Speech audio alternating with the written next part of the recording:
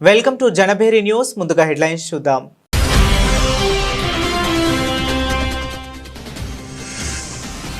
మా జోలికొస్తే ఊరుకోం, అమెరికాకు పుతిన్ తీవ్ర హెచ్చరిక. చర్చలకు తాము ఎప్పుడూ సిద్ధమేనని స్పష్టీకరణ.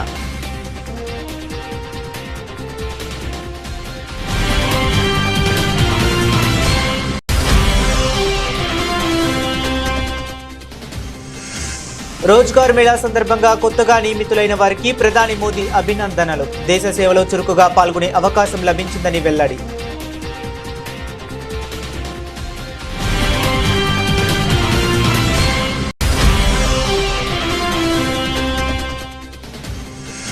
బీహార్ ఎన్నికల నేపథ్యంలో బెగుసరాయిలో జరిగిన ప్రజా ర్యాలీలో పాల్గొన్న ప్రధాని మోదీ సంక్షోభ సమయాల్లో కూడా పేదలను ఎగతాళి చేస్తున్నారంటూ ప్రతిపక్షాలపై ధ్వజం.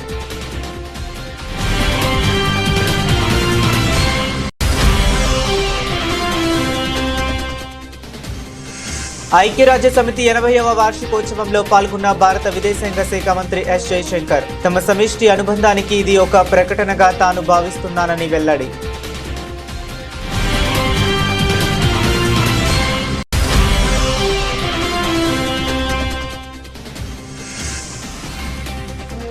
కర్నూలు జిల్లాలో పెను విషాదం. ప్రైవేటు బస్సు దగ్ధం. హైదరాబాద్ నుంచి బెంగళూరు వెళ్తుండగా ఘటన.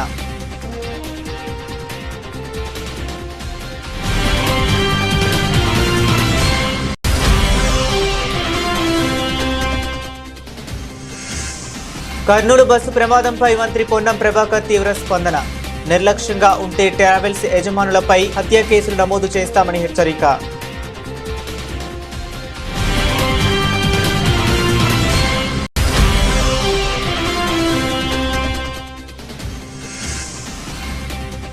నవంబర్లో విశాఖలో పార్ట్నర్షిప్ సమ్మిట్ హాజరు కావాలని పెట్టుబడిదారులకు మంత్రి నారా లోకేష్ ఆహ్వానం.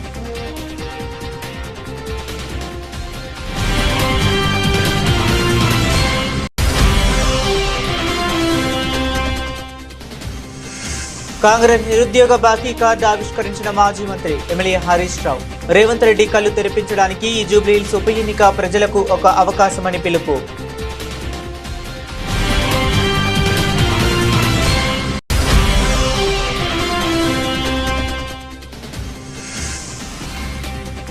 దేశంలో ఎక్కడా లేని విధంగా రాష్ట్రంలో మద్యం మాఫియా. ప్రభుత్వ తీరుపై వైఎస్ జగన్ ఫైర్.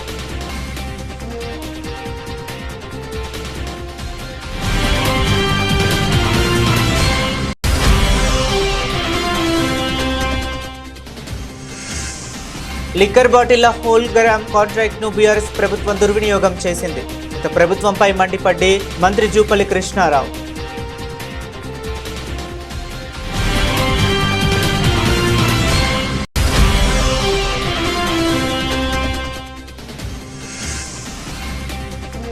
కివీస్ పై భారత్ ఘన విజయం. సెమీఫైనల్ బెర్తు ఖరారు. 53 పరుగుల తేడాతో గెలుపు.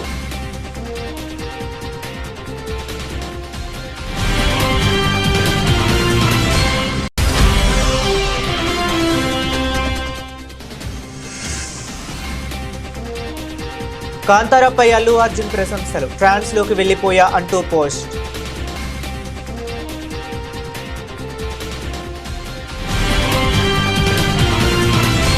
ఇక డీటెయిల్స్ చూస్తే తమపై అమెరికా విధించిన కొత్త ఆంక్షలకు ఒకవైపు తేలిగ్గా తీసుకుంటూనే మరోవైపు తీవ్రమైన హెచ్చరికలు జారీ చేశారు రష్యా అధ్యక్షుడు వ్లాదిమిర్ పుతిన్. ఆంక్షల వల్ల తమ ఆర్థిక వ్యవస్థపై పెద్దగా ప్రభావం ఉండదని స్పష్టం చేసిన ఆయన ఒకవేళ తమపై క్షిపణులతో దాడి చేసే సాహసం చేస్తే మాత్రం ప్రతిస్పందన చాలా తీవ్రంగా ఉంటుందని అమెరికాను హెచ్చరించారు. రష్యాకు చెందిన 2 అతిపెద్ద చమురు సంస్థలు రోస్నెఫ్ట్, లుకాయిస్లపై అమెరికా బుధవారం ఆంక్షలు విధించింది. డొనాల్డ్ ట్రంప్ రెండవసారి అధ్యక్ష పదవి చేపట్టిన తరువాత రష్యాపై ఆంక్షలు విధించడం ఇదే తొలిసారి. ఈ నేపథ్యంలో గురువారం పుతిన్ మీడియాతో మాట్లాడారు.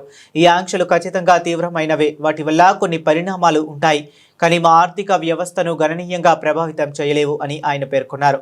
ఇది ఒక స్నేహపూర్వక చర్య కాదని, ఇప్పుడిప్పుడే మెరుగుపడుతున్న రష్యా అమెరికా సంబంధాలను ఇది దెబ్బతీస్తుందని ఆయన అభిప్రాయపడ్డారు.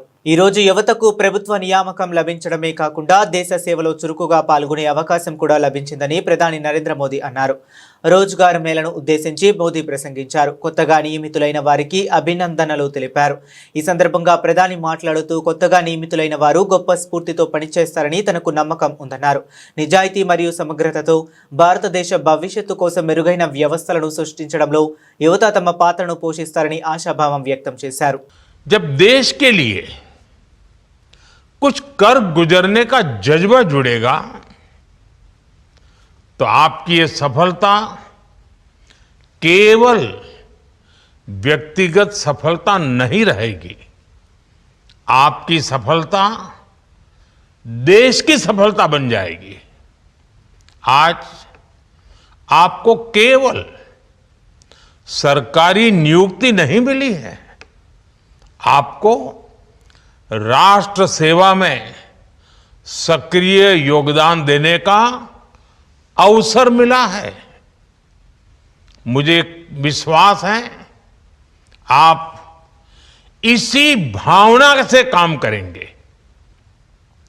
ईमानदारी और शुचिता के साथ आप भविष्य के भारत के लिए बेहतर व्यवस्थाएं बनाने में अपनी भूमिका निभाएंगे।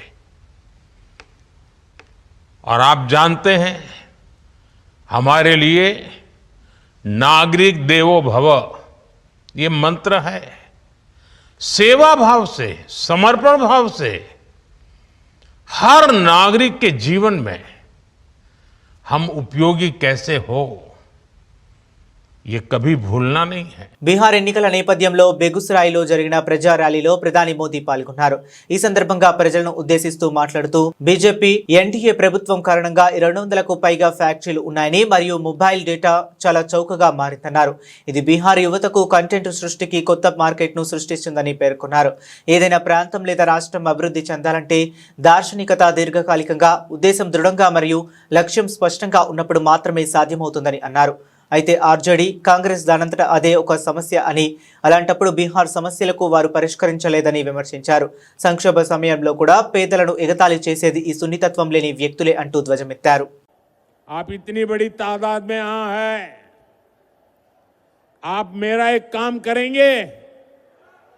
सबके सब जरा बताओ, मेरा एक काम करेंगे? ऐसे नहीं, जोर से बताओ। तो एक काम करिए, आपके पास मोबाइल तो होगा ही होगा, जरा मोबाइल फोन बाहर निकालिए, जरा मोबाइल फोन बाहर निकाल करके जरा मोबाइल की लाइट जला दीजिए। ये मोबाइल कांग्रेस के समय में बहुत महंगा था और विदेश से मंगाना पड़ता था। कांग्रेस के समय में देश में मोबाइल बनाने वाली जरा आप आवाज बंद करो भाई, आपका उत्साह मैं समझता हूं, जरा आवाज बंद करो। मोबाइल फोन बनाने वाली कांग्रेस के जमाने में सिर्फ 2 फैक्ट्रियां थी। आपकी लाइट चालू रखो। अब देश में मोबाइल फोन बनाने वाली 200 से ज्यादा फैक्ट्रियां हैं। भाजपा एनडीए सरकार की वजह से आज डेटा भी बहुत सस्ता हो गया है। इस वजह से बिहार में युवाओं को कंटेंट क्रिएशन का नया मार्केट मिला है। आज बिहार में ये मोबाइल, ये प्रकाश हर कोई देख रहा है। अब मैं आपसे पूछना चाहता हूं, आप मुझे बताइए साथियों, बिहार के लोगों के हाथ में जब इतनी रोशनी चमक रही है तो बिहार के लोगों को लालटेन की जरूरत है क्या? ఐక్యరాజ్య సమితి 80వ వార్షికోత్సవం సందర్భంగా భారత విదేశాంగ శాఖ మంత్రి ఎస్ జైశంకర్ శుభాకాంక్షలు తెలిపారు. ఈ సందర్భంగా జైశంకర్ మాట్లాడుతూ ప్రపంచం క్లిష్ట పరిస్థితులను ఎదుర్కొంటున్న సమయంలో ఈ ముఖ్యమైన వార్షికోత్సవం సందర్భంగా ఐక్యరాజ్య సమితి పట్ల తమ సమిష్టి అనుబంధానికి ఇది ఒక ప్రకటనగా తాను భావిస్తున్నానని తెలిపారు. యుఎన్ వ్యవస్థాపక సభ్య దేశంగా ఐక్యరాజ్య సమితి దినోత్సవం సందర్భంగా హాజరైన వారందరికీ తాను హృదయపూర్వక శుభాకాంక్షలు తెలియజేశారు. Our collective attachment to the United Nations on this important anniversary at a time when the world is perhaps passing through somewhat difficult circumstances. It is truly a great pleasure to be with you here on this special occasion as we celebrate the 80th anniversary of the United Nations. As a founding member state of the UN, I extend warm wishes to all present on United Nations Day. Let me begin by congratulating the Department of Sports, Ministry of Communications, for organizing this very successful open competition on MyGov portal to design the commemorative postage stamp celebrating UN at 80. As we heard from Secretary West, there were more than 740,000 entries which were received from students of classes 9 to 12 across the country and from arts colleges across India. It must have been a very difficult job to select the winning entry, but I also want to say that the stamp that was selected, which was unveiled a little while ago, certainly depicts the need for peace in this era of conflict. Even today, we are regrettably witnessing multiple major conflicts that not only take a great toll on human lives, but impact the well-being of the entire international community. The Global South, in particular, has felt this pain, even as the more developed insulated themselves from consequences. An 80th anniversary is a significant milestone for any institution. On UN Day, I would like to reiterate India's commitment to the ideals of peace and security, as well as development and progress. India has always been and will continue to be a strong votary of the United Nations and indeed of multilateralism. Kurnool జిల్లాలో శుక్రవారం తెల్లవారుజామున పెను విషాదం చోటు చేసుకుంది. ప్రయాణికులతో వెళుతున్న ఓ private bus అగ్నికి ఆహుతై బూడిదైపోయింది. ఈ దుర్ఘటనలో 20 మందికి పైగా ప్రయాణికులు సజీవ దహనమయ్యారు. మరో 12 మంది తీవ్రంగా గాయపడ్డారు. హైదరాబాద్ నుంచి బెంగళూరు వెళ్తుండగా ఈ ప్రమాదం చోటు చేసుకుంది. పోలీసులు తెలిపిన వివరాల ప్రకారం కావేరీ ట్రావెల్స్ కు చెందిన వోల్వో బస్సు 41 మంది వరకు ప్రయాణికులతో హైదరాబాద్ నుంచి బెంగళూరుకు బయలుదేరింది. కర్నూలు నగరానికి 20 కిలోమీటర్ల దూరంలో కల్లూరు మండలం చిన్న టేకూరు వద్దకు రాగానే వేగంగా వెళుతున్న బస్సు అదుపు తప్పి ఓ స్కూటర్ను ఢీకొట్టింది. ఈ ప్రమాదంలో స్కూటర్ ముందు భాగంలో ఒక్కసారిగా మంటలు చెలరేగాయి. ప్రయాణికుల్లో చాలా మంది గాఢ నిద్రలో ఉండటంతో ఏం జరుగుతుందో గ్రహించేలోపే మంటలు బస్సును పూర్తిగా చుట్టుముట్టాయి. క్షణాల్లోనే అగ్నికీలాలు ఎగిసిపడి బస్సు మొత్తం వ్యాపించాయి. కొందరు ప్రయాణికులు అప్రమత్తమై అత్యవసర ద్వారాన్ని పగలగొట్టుకుని బయటపడ్డారు. ఈ ఘటనలో మొత్తం 12 మంది ప్రాణాలతో బయటపడగా వారికి కూడా గాయాలయ్యాయి. సమాచారం అందుకున్న వెంటనే పోలీసులు, అగ్నిమాపక సిబ్బంది సంఘటనా స్థలానికి చేరుకుని సహాయక చర్యలు చేపట్టారు. గాయపడిన వారిని అంబులెన్స్ల ద్వారా కర్నూలు ప్రభుత్వ ఆసుపత్రికి, సర్వజన ఆసుపత్రికి తరలించారు. బస్సు పూర్తిగా దగ్ధం కావడంతో సహాయక చర్యలకు ఆటంకం ఏర్పడింది. ప్రయాణికుల్లో ఎక్కువ మంది హైదరాబాద్ నగరానికి చెందిన వారు ఉండవచ్చని అధికారులు భావిస్తున్నారు. ఈ ఘటనపై కేసు నమోదు చేసుకున్న పోలీసులు దర్యాప్తు చేపట్టారు. ప్రైవేట్ ట్రావెల్స్ యజమానుల నిర్లక్ష్యం కారణంగా ప్రయాణికుల ప్రాణాలు పోతే ఇకపై వారిపై హత్యానేరం కింద కేసులు నమోదు చేసి జైలుకు పంపుతామని తెలంగాణ రవాణా శాఖ మంత్రి పొన్నం ప్రభాకర్ తీవ్రస్థాయిలో హెచ్చరించారు. ప్రయాణికుల జీవితాలతో చెలగాటమాడితే చూస్తూ ఊరుకోబోమని ఆయన స్పష్టం చేశారు. కర్నూలు జిల్లా చిన్నటేకూరు వద్ద ఇటీవలే జరిగిన బస్సు ప్రమాదం నేపథ్యంలో ఆయన ఈ ఘాటు వ్యాఖ్యలు చేశారు. కర్నూలులో జరిగిన దురదృష్టకర ఘటనపై మంత్రి తీవ్ర దిగ్భ్రాంతి వ్యక్తం చేశారు. ఈ ప్రమాదంపై సమగ్ర విచారణ జరపాలని అధికారులను యజమానులను ఆదేశించినట్లు తెలిపారు. బస్సుల ఫిట్నెస్, ఇన్సూరెన్స్, స్పీడ్ నిబంధనల విషయంలో ఏమాత్రం రాజీ పడొద్దని, వాటిని ఖచ్చితంగా పాటించాలని యజమానులను ఆదేశించారు. రవాణా శాఖ అధికారులు తనిఖీలు నిర్వహిస్తే తమను వేధిస్తున్నారని కొందరు యజమానులు ఆరోపిస్తున్నారని, ఆ కారణంగానే ఇలాంటి ప్రమాదాలు జరిగినప్పుడు సరైన వివరాలు కూడా లభించడం లేదని ఆయన ఆవేదన వ్యక్తం చేశారు. కర్నూలులో జరిగినటువంటి బస్ సంఘటన దురదృష్టకర సంఘటన, చాలా బాధ కలిగింది. ఉదయాన్నే మృతులందరికీ సంతాపాన్ని తెలియజేస్తా ఉన్నాం. తెలంగాణ ప్రభుత్వం పక్షాన గౌరవ ముఖ్యమంత్రి గారు కూడా ఈ అంశం పట్ల వివరాలు తెలుసుకోవడం జరిగింది. అక్కడ తక్షణంగా తెలంగాణ ప్రభుత్వం నుంచి ఏదైనా సహాయక చర్యలు జరగాల్సి ఉంటే సంబంధిత రవాణా శాఖ అధికారులను కూడా ఆదేశించడం జరిగింది. తెలంగాణకు సంబంధించి అదేవిధంగా ఆంధ్ర రవాణా శాఖ మంత్రి గారితో, జిల్లా కలెక్టర్ గారితో, డిఐజీ గారితో టెలిఫోన్లో మాట్లాడి ఇన్సిడెంట్ యొక్క పూర్తి సమాచారాన్ని తీసుకున్నాం. ఇవి ఒక దురదృష్టకర సంఘటన.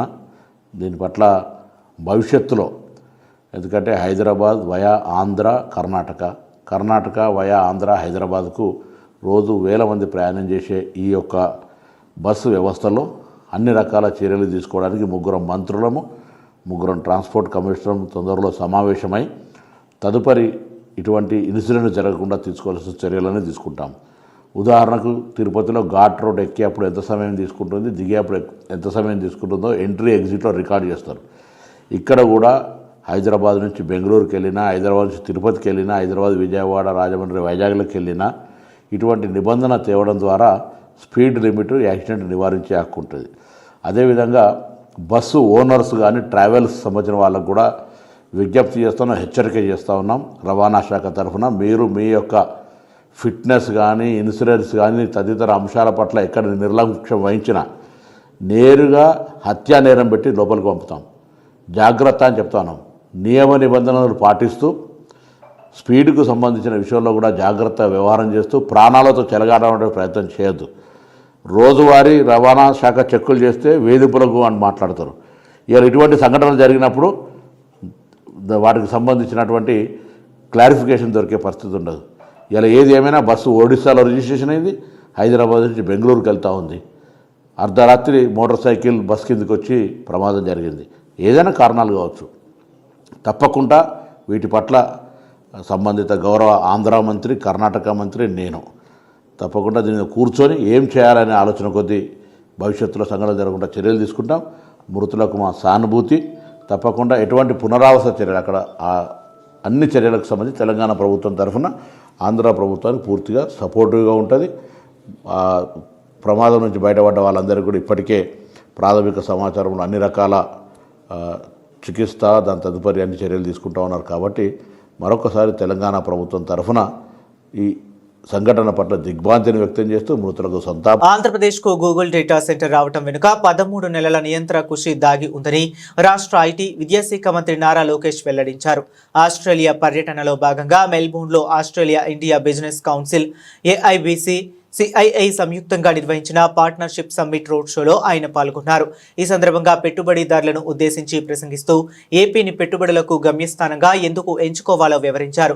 నవంబర్ 14, 15 తేదీల్లో విశాఖపట్నంలో జరగనున్న పార్ట్నర్షిప్ సమ్మిట్కు హాజరై రాష్ట్రంలోని అవకాశాలను పరిశీలించాలని పెట్టుబడిదారులను ఆయన ఆహ్వానించారు. Why you should consider Andhra Pradesh? We are the second largest, fastest growing states right now, soon to be number 1. With all these investments getting grounded, we don't believe in signing MOUs. We are not into that. We mean business. We mean grounding. We have serious ADD, attention deficit disorder. So we'll have to be on top of things and execute on things and really get the ball rolling. So as my team members have shared, we are hosting a partnership summit in Visakhapatnam. It's a beautiful city. 14th and 15th of November. So please come visit us. For people who know India, if Bangalore were to marry Goa and have a child, that will be Visakhapatnam. We have best of both worlds. It's a gorgeous city. It's the 9th largest economic city in India. We aspire to be among the top 3. And Visakhapatnam economic corridor, as we call it, is going to be $1 trillion economic corridor for us. So we're looking now planning, because we've had massive investments, massive announcements come in and work started. We don't have challenges that our neighbors are having in terms of infrastructure. We have to build an economic corridor that will thrive over the next century. And the work is already on. So please come visit us. I'll be there. We'll be more than happy to host you. And I would love to open up this session. Congress నిరుద్యోగ బాకీ కార్డును మాజీ మంత్రి MLA Harish Rao ఆవిష్కరించారు. ఈ సందర్భంగా హరీష్ రావు మాట్లాడుతూ రేవంత్ రెడ్డి కళ్ళు తెరిపించడానికి ఈ జూబ్లీహిల్స్ ఉప ఎన్నిక నిరుద్యోగులకు ఒక అవకాశమని అన్నారు. ఆనాడు కాంగ్రెస్ పార్టీని గెలిపించడానికి బస్సు యాత్ర చేశారని, ఆ కాంగ్రెస్ కళ్ళు తెరిపించాలంటే తమ నిరుద్యోగులు దండు కట్టి బయలుదేరి వాళ్ళను ఓడించండి అంటూ పిలుపునిచ్చారు. నిరుద్యోగులను రాహుల్ గాంధీ, ప్రియాంక గాంధీ మోసం చేశారు కనుక ఓడిపోయారని వాళ్లకు అర్థం కావాలని అన్నారు. ఇవాళ మీ చేతిలో ఒక అవకాశం ఉంది. రేవంత్ రెడ్డి కళ్ళు తెరిపించడానికి మీ చేతిలో ఒక అవకాశం ఉంది. ఈ జూబ్లీహిల్స్ ఉప ఎన్నిక కొంతమంది చెల్లెళ్ళు ఎలక్షన్లో నామినేషన్ వేసినట్టు కూడా నేను పేపర్లో చదివాను. నేను మీతో కోరేది ఒక్కటే, జూబ్లీహిల్స్ ఓడిపోతే రేవంత్ రెడ్డి ఏం గద్దె దిగడు కదా, ఆయన ముఖ్యమంత్రి పదవి ఏం పోదు కదా, ఇంకా 3 ఏళ్ళు పక్కా ఉంటాడు ఆయన్నే రేవంత్ రెడ్డి, ఉండాలని కూడా మేము కోరుకుంటున్నాం. ఇక మళ్ళా కాంగ్రెస్ 20 ఏళ్ళ దాకా మొలవదిగా. అయితే నేను మీతో కోరేది ఒక్కటే, దయచేసి మీరు కాంగ్రెస్ను జూబ్లీహిల్స్లో ఓడించాలని, ఆనాడు కాంగ్రెస్ను గెలిపించాలని బస్సు యాత్ర చేసిండ్రు. ఆనాడు కాంగ్రెస్ మిమ్మల్ని వేడుకున్నది, వాడుకున్నది. ఇవాళ గెలిచి గద్దెనెక్కి మీకు దగా చేసింది కాంగ్రెస్. ఆ కాంగ్రెస్ కళ్ళు తెరిపించాలంటే, ఆ కాంగ్రెస్ కు సురుకు బుట్టాలంటే జూబ్లీహిల్స్ లో కాంగ్రెస్ ను ఓడించడానికి మా నిరుద్యోగ యువతి యువకులందరూ దండుగట్టి బయలుదేరండి. కాంగ్రెస్ ఓడితే ఆయన రివ్యూ చేసుకుంటాడు. రాహుల్ గాంధీ అడుగుతాడు, నేను ఏమైందా నువ్వు ఎందుకు ఓడినావు అంటే, అప్పుడు మా నిరుద్యోగ యువతి యువకులకు 2 లక్షల ఉద్యోగాలు ఇస్తా అని రాహుల్ గాంధీ, ప్రియాంక గాంధీ మాట ఇచ్చి మోసం చేసింది కనుక ఈ నిరుద్యోగ యువకులే కాంగ్రెస్ ను ఓడించిండ్రు అనేటువంటి విషయం వాళ్ళకి అర్థం కావాలి. ఉద్యోగాలు ఇవాళ మనకు 2 లక్షల ఉద్యోగాలు రావాలంటే, మెగా డిఎస్సి రావాలంటే, జీవో 46 అమలు కావాలంటే జూబ్లీహిల్స్ లో కాంగ్రెస్ కు గుణపాఠం చెప్పండి. అప్పుడే ఇవన్నీ వస్తాయి. గవర్నమెంట్ ఏం మారేది, కొత్త గవర్నమెంట్ ఏం ఎక్కదు. కానీ తన తప్పులు తాను తెలుసుకోవాలంటే, కాంగ్రెస్ రివ్యూ చేసుకోవాలంటే ఇవాళ కాంగ్రెస్ ను మనం ఓడించాల్సినటువంటి అవసరం ఉంది. రాష్ట్రంలో వ్యవస్థీకృతంగా కొనసాగుతున్న నకిలీ మద్యం దందాతో ప్రజల ఆరోగ్యం పనంగా పెట్టి మద్యం మాఫియా కోట్లు గడుస్తుందని మాజీ ముఖ్యమంత్రి వైఎస్ఆర్సీపీ అధినేత వైఎస్ జగన్మోహన్ రెడ్డి ఆక్షేపించారు. ఆయన నిందలు వేరే వారిపై వేస్తూ తప్పించుకో చూస్తున్నారని ఆయన విమర్శించారు. విశాఖలో తమ ప్రభుత్వ హయాంలోనే అదానీ డేటా సెంటర్ బీజం పడిందని పార్టీ కేంద్ర కార్యాలయంలో మీడియాతో మాట్లాడిన వైఎస్ జగన్ వెల్లడించారు.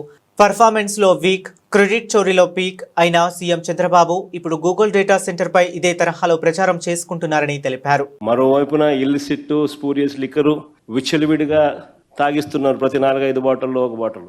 మరోవైపు ఈ ప్రైవేట్ మాఫియా లిక్కర్ షాపులు ఏదైతే ఇండెంట్ ప్లేస్ చేస్తారో, వీళ్ళకి కావాల్సిన డిస్టరీలకు, వీళ్ళకి కావాల్సిన బ్రాండ్లు, వీళ్ళకి కావాల్సిన డిస్టరీలకు అవి మాత్రమే గవర్నమెంట్ డబ్బులు కట్టి వీళ్ళకి సప్లై చేస్తుంది. అది ఇంకొక స్కామ్. నిజంగా ఆశ్చర్యం కలిగించే విషయాలు ఇవన్నీ. మా జోగి రమేష్ మీద డైవర్ట్ చేస్తూ ఆరోపణలు చేశారు. మా జోగి రమేష్ 2 ఫోన్లు ఇలా చూపించినాడు. అయ్యా ఈ నా ఫోన్లో నుంచి నాకు ఆ జనార్దన్ రావు అనేవాడు ఎవడో తెలియదు, పరిచయాలు లేవు, మాట్లాడే సంబంధాలు లేవు, అది సత్సంబంధాలు అంతకన్నా లేవు, ఇదిగో నా ఫోన్లు అని చెప్పి జోగి రమేష్ చూపించినాడు. మరి జోగి రమేష్కు పరిచయమే లేని వ్యక్తితో చాట్స్ జరిగినట్టుగా ఫోన్ పోయింది అని చెప్తా ఉన్న జనార్దన్ రావు ఫోన్లో నుంచి రిలీజ్ అవుతాయి ఆ చాట్స్. అంటే ఏ స్థాయిలోకి వీళ్ళు దిగజారిపోతా ఉన్నారు చూడండి ఒకసారి. సిబిఐ ఎంక్వైరీ అడుగుతూ ఈ పాట చూపిస్తూ అప్పుడు ఏమంటారు, ఫోన్ లేదు, పోయిందని ఆయనే కంప్లైంట్ ఇచ్చినాడు, ఫోనే లేదు కదా అని వీళ్ళు అంటారు. కానీ ఈ లోపల డ్యామేజ్ చేస్తూ ఉన్నారు కదా డైవర్షన్ పాలిటిక్స్లో. అంటే ఒక మనిషిని, ఒక వ్యక్తిత్వ హరణం కాదా ఇది అని అడుగుతా ఉంది. 87,000 కోట్ల రూపాయలు అదాని పెట్టుబడి పెడతా ఉంది గూగుల్ను తీసుకొచ్చేదానికి. This project is being developed by Adani. $10 billion ఖర్చు చేసి 87,000 కోట్ల రూపాయలు ఖర్చు చేసి గూగుల్ని తీసుకొచ్చే కార్యక్రమం జరుగుతూ ఉంది ఇక్కడ. The entirety of the project is being constructed by Adani. It is going to be the world's largest data centre. కట్టిన తర్వాత గూగుల్ క్లయింట్గా వాటిని వాడుకుంటుంది. $10 బిలియన్ తీసుకొచ్చి ఇక్కడ పెట్టి ఇంత కష్టపడి సింగపూర్ గవర్నమెంట్ నుంచి కేబుల్ తిప్పించి కేంద్ర ప్రభుత్వము, సింగపూర్ గవర్నమెంటు, వైఎస్ఆర్సీపీ గత ప్రభుత్వము 87,000 కోట్ల పెట్టుబడి ఇన్ని పెట్టిన తర్వాత గూగుల్ వస్తుంది. క్రెడిట్ అనేది ఎవరికి ఇవ్వాలా? ఒక వైసీపీ ప్రభుత్వంలోనే ఇది 300 మెగావాట్లకు సంబంధించి అప్పుడే బీజం పడింది, అప్పుడే గూగుల్కు అదానికి ఉన్న రిలేషన్షిప్ అప్పటి నుంచే ఉన్నది. అప్పుడే జగన్ ప్రభుత్వం, వైసీపీ ప్రభుత్వం సింగపూర్ గవర్నమెంట్కి లేఖ రాసింది. అప్పుడే కేంద్ర ప్రభుత్వం ఇన్వాల్వ్ అయ్యి సింగపూర్ ప్రభుత్వం లిక్కర్ బాటిళ్ల హోల్లో గ్రామ్ కాంట్రాక్ట్ ను బీఆర్ఎస్ ప్రభుత్వం దుర్వినియోగం చేసిందని ఎక్సైజ్ మరియు పర్యాటక శాఖ మంత్రి జూపల్లి కృష్ణారావు తెలిపారు. వాటిని కాంగ్రెస్ సర్కార్ ప్రక్షాళన చేస్తుందని పేర్కొన్నారు. ఈ విషయమై ఆయన మీడియాతో మాట్లాడారు. భారత రాజ్యాంగం ప్రకారం చట్టసభలు, పార్లమెంటు, శాసనసభ అంటే చట్టాలు చేసేటువంటి శాసనసభలు, రెండవది న్యాయ వ్యవస్థ, మూడవది ఎగ్జిక్యూటివ్ బాడీ కార్యనిర్వాహక వ్యవస్థ. రాజ్యాంగం ప్రకారం కార్యనిర్వాహక ఎగ్జిక్యూటివ్ బాడీ హెడ్ ఎవరు? రాష్ట్రంలో ఎగ్జిక్యూటివ్ హెడ్ ముఖ్యమంత్రి. సంబంధిత శాఖలకు మంత్రులు ఎగ్జిక్యూటివ్ హెడ్స్, వాళ్ళ కింద పనిచేసిన సెక్రటరీస్, వాళ్ళకి సపోర్టింగ్ స్టాఫ్. ఇక్కడ ఒక అంశం చెప్తాను మీకు. గత ప్రభుత్వ హయాంలో ఈ యొక్క లిక్కర్ బాటిల్స్ పైన ఉండేటువంటి క్యాప్ అనేటువంటి హోలోగ్రామ్స్ ఏవైతే ఉంటాయో అది 2013లో అంటే 21 ఆగస్టు 2013లో ఒక కంపెనీకి ఆ హోలోగ్రామ్స్ కాంట్రాక్ట్ ఇచ్చింది. 2014లో వచ్చినటువంటి టీఆర్ఎస్ ప్రభుత్వం 1వ తారీఖు జూలై 2014 నుంచి 2019 వరకు అదే కంపెనీకి అగ్రిమెంట్ చేసి కంటిన్యూ చేసింది. 2019లో అగ్రిమెంట్ టర్మ్ అయిపోయింది. ఆ తదనంతరం అంటే 2019 నుంచి 2023 ఈ ప్రభుత్వం వచ్చే నాటికి నామినేషన్ పైన ప్రతి సంవత్సరం ఎక్స్టెన్షన్ ఇచ్చుకుంటూ పోయిన టెండర్ పిలవకుండా. ఎప్పుడైతే నా దృష్టికి, నేను మంత్రి అయిన తర్వాత నా దృష్టికి రాగానే 2 మాసాలకే అధికారుల సమీక్షలో స్పష్టంగా చెప్పిన నామినేషన్ ఎట్లా ఇస్తారు, అసలు వాళ్ళు ఎట్లా ఇచ్చిండ్రు, బుద్ధి ఉందా లేదా, 5 సంవత్సరాల పాటు నామినేషన్ ఇస్తారా, సంవత్సరానికి 40 కోట్ల రూపాయల కాంట్రాక్ట్, అది నామినేట్లు ఇస్తారు, ఎందుకు టెండర్ పిలవలేరు? సో కాబట్టి ఇమ్మీడియట్గా దానిపైన చర్యలు తీసుకోమని 2 సమీక్షలు చెప్పడం జరిగింది. సమీక్షల్లో చెప్పిన తర్వాత కూడా స్పందన లేని సందర్భంలో నేను మళ్ళీ రైటింగ్ లో 13వ తారీఖు ఆగస్టు 2024 అంటే కరెక్ట్ గా 1 సంవత్సరం 2 మాసాలు అయితే ఉంది లెటర్ పంపించినాం. తర్వాత 24 సెప్టెంబర్ 2024లో మళ్ళీ నోటు పంపించినాం ఎందుకు చేయట్లేదని. మళ్ళీ 27 సెప్టెంబర్ 2024లో మళ్ళీ కూడా నోటు పంపించినాం. అట్లాగే 17 అక్టోబర్ 2024లో మళ్ళీ కూడా వాళ్లకు నోట్ పంపించి రిమైండర్ పంపించినాం. మళ్ళీ 9 డిసెంబర్ 2024లో కూడా పంపడం జరిగింది.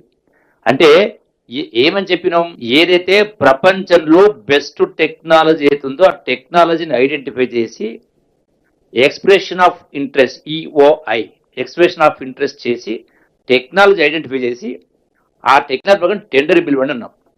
దానికి సంబంధించి ఆ కమిటీ ఏర్పాటు చేయడం జరిగింది. ఆ కమిటీకి చైర్మన్ గా ప్రిన్సిపల్ సెక్రటరీ రిజ్వీని ఏర్పాటు చేసినాం.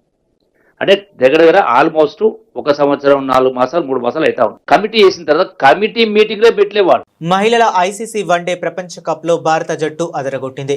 బ్యాటింగ్, బౌలింగ్ లో సమిష్టిగా రాణించి న్యూజిలాండ్ పై ఘన విజయం సాధించింది. వర్షం కారణంగా ఓవర్లు కుదించిన మ్యాచ్ లో డక్వర్త్ లూయిస్ పద్ధతి ప్రకారం 53 పరుగుల తేడాతో గెలిచి సెమీఫైనల్లో అడుగుపెట్టింది. భారత బ్యాటర్లు స్మృతి మంధాన 109, ప్రతికా రావల్ 122 శతకాలతో చెలరేగగా కివీస్ బ్యాటర్లు Brooke Halliday 81, Isabella Gaze 65 not out పోరాడినా ఫలితం లేకపోయింది. ఈ మ్యాచ్లో తొలుత బ్యాటింగ్ చేసిన భారత్ నిర్ణీత 49 ఓవర్లలో 3 వికెట్ల నష్టానికి 340 పరుగుల భారీ స్కోర్ సాధించింది.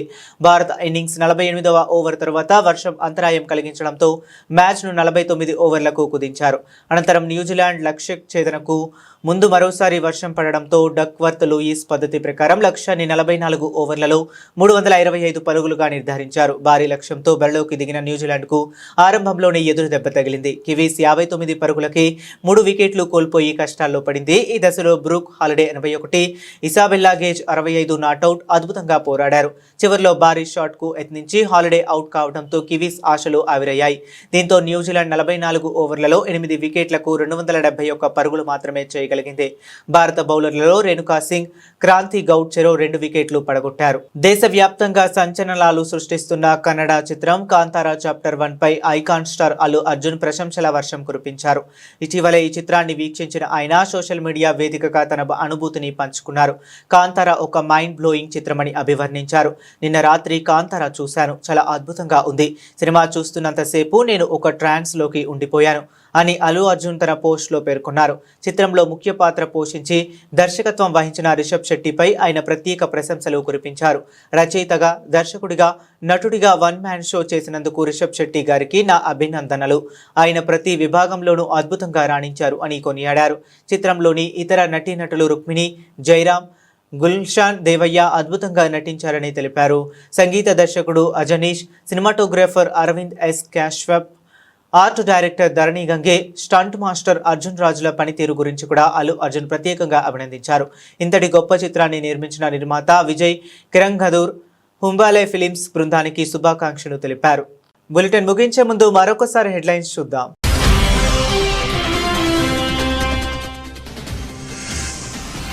మా జోలికొస్తే ఊరుకోం, అమెరికాకు పుతిన్ తీవ్ర హెచ్చరిక. చర్చలకు తాము ఎప్పుడూ సిద్ధమేనని స్పష్టీకరణ.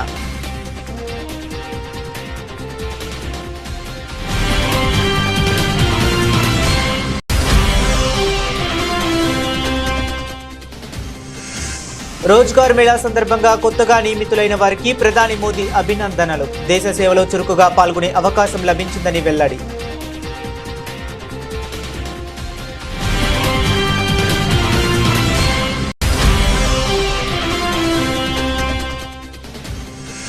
బీహార్ ఎన్నికల నేపథ్యంలో బెగుసరాయిలో జరిగిన ప్రజా ర్యాలీలో పాల్గొన్న ప్రధాని మోదీ సంక్షోభ సమయాల్లో కూడా పేదలను ఎగతాళి చేస్తున్నారంటూ ప్రతిపక్షాలపై ధ్వజం.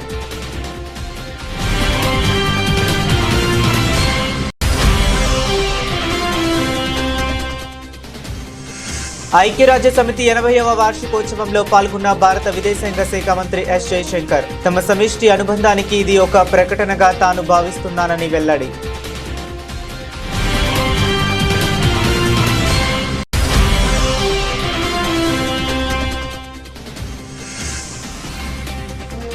కర్నూలు జిల్లాలో పెను విషాదం, ప్రైవేటు బస్సు దగ్ధం. హైదరాబాద్ నుంచి బెంగళూరు వెళ్తుండగా ఘటన.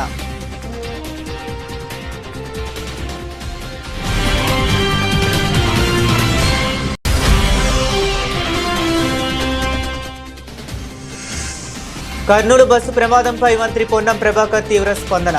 నిర్లక్ష్యంగా ఉంటే ట్రావెల్స్ యజమానులపై హత్య కేసులు నమోదు చేస్తామని హెచ్చరిక.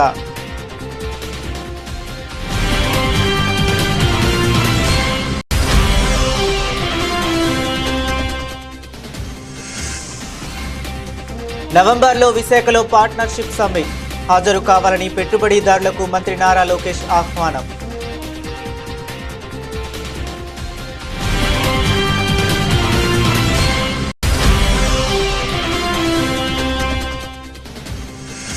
కాంగ్రెస్ నిరుద్యోగ బాకీ కార్డు ఆవిష్కరించిన మాజీ మంత్రి ఎమ్మెల్యే హరీష్ రావు.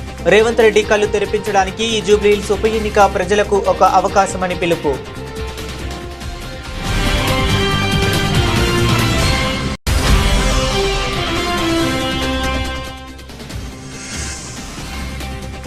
దేశంలో ఎక్కడా లేని విధంగా రాష్ట్రంలో మద్యం మాఫియా. ప్రభుత్వ తీరుపై వైఎస్ జగన్ ఫైర్.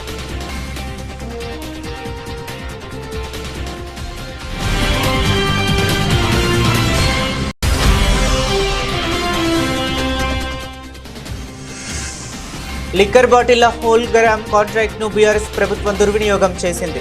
గత ప్రభుత్వంపై మండిపడ్డే మంత్రి జూపల్లి కృష్ణారావు.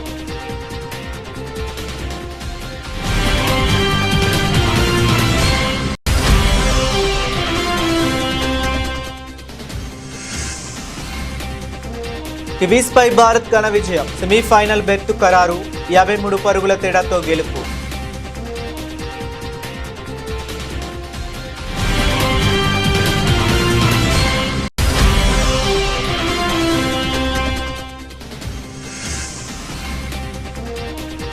కాంతారాపై అల్లు అర్జున్ ప్రశంసలు. ఫ్రాన్స్ లోకి వెళ్లిపోయా అంటూ పోస్ట్.